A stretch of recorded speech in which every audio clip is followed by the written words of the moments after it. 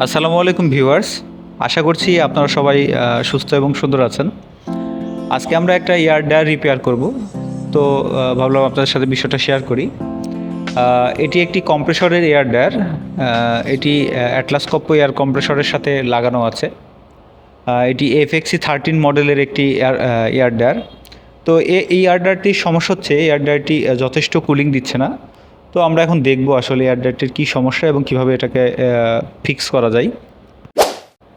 প্রথমত আমরা এই এয়ার ড্রায়ারটির রেফ্রিজারেন্টের প্রেশারটা চেক করেছিলাম।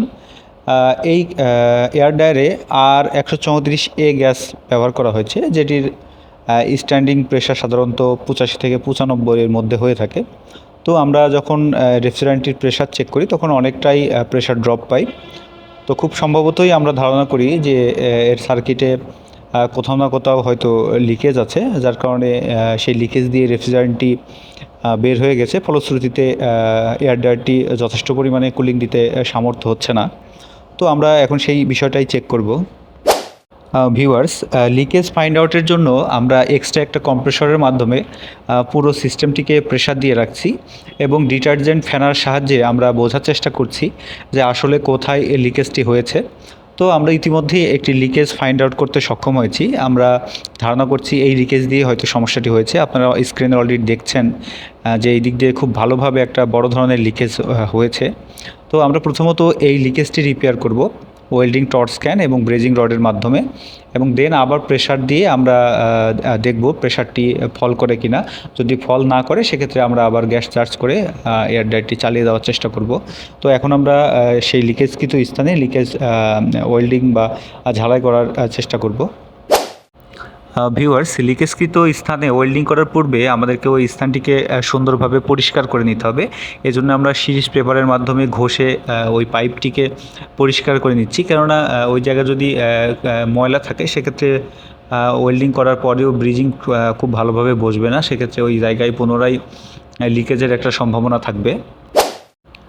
ভিউয়ার্স, আমাদের লিকেজকৃত স্থানের ক্লিনিং কাজ মোটামুটিভাবে শেষ। আপনারা এখন স্ক্রিনে যেমনটি দেখছেন, আমরা এখন লিকেজকৃত স্থানে ওয়েল্ডিং টর্চ স্ক্যান এবং ব্রেজিং রডের মাধ্যমে আমরা এখন ওই জায়গাটি ওয়েল্ডিং করার চেষ্টা করছি।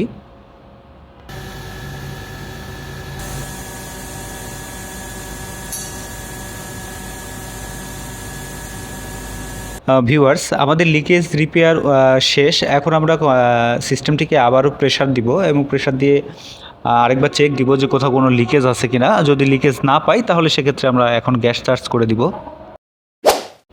ভিউয়ার্স, সিস্টেমটিকে আমরা প্রেশার দিয়ে প্রায় 2 ঘন্টা সময় রেখে দিয়েছিলাম এবং এই 2 ঘন্টায় কোনো প্রকার প্রেশার ড্রপ করে নাই।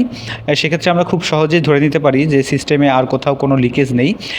সেজন্য আমরা এখন সিস্টেমে গ্যাস চার্জ করে ড্রায়ারটিকে চালু করে দিব। আপনারা অলরেডি স্ক্রিনে দেখছেন আমরা রেফ্রিজারেন্টটি এখন সিস্টেমে দিয়ে দিচ্ছি। এখানে 2 টনের একটা কম্প্রেসর দেওয়া আছে। এখানে মোটামুটিভাবে 2 কেজি মতো রেফ্রিজারেন্টের প্রয়োজন হয়। তো আমরা 2 কেজি রেফ্রিজারেন্ট দিয়ে ড্রায়ারটাকে এখন চালু করে দিচ্ছি।